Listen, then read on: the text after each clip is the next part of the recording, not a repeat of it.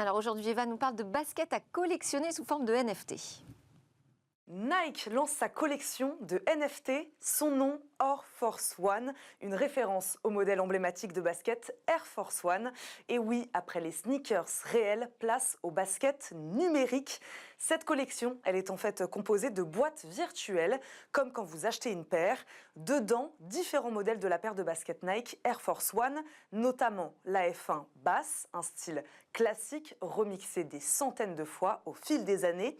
Chaque boîte ou paire est vendue 19,82 $, un prix qui n'est pas dû au hasard. Là encore, les premières Air Force One ont été commercialisées par Nike il y a 41 ans, soit en 1982.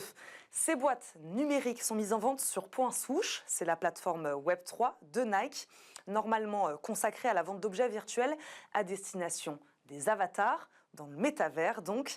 Elle compte à ce jour plus de 300 000 membres. Seuls les inscrits d'ailleurs ont accès à la collection NFT.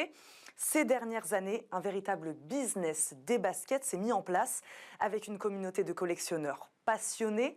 Les marques jouent d'ailleurs le jeu des éditions limitées et modèles rares, notamment pour faire parler d'elles. Pour vous dire, une paire portée par la légende de la NBA, Michael Jordan, a été vendue pour la somme record de 2,2 millions de dollars selon la société d'enchères Sotheby's. Alors l'engouement sera-t-il le même pour les baskets numériques? La question est posée.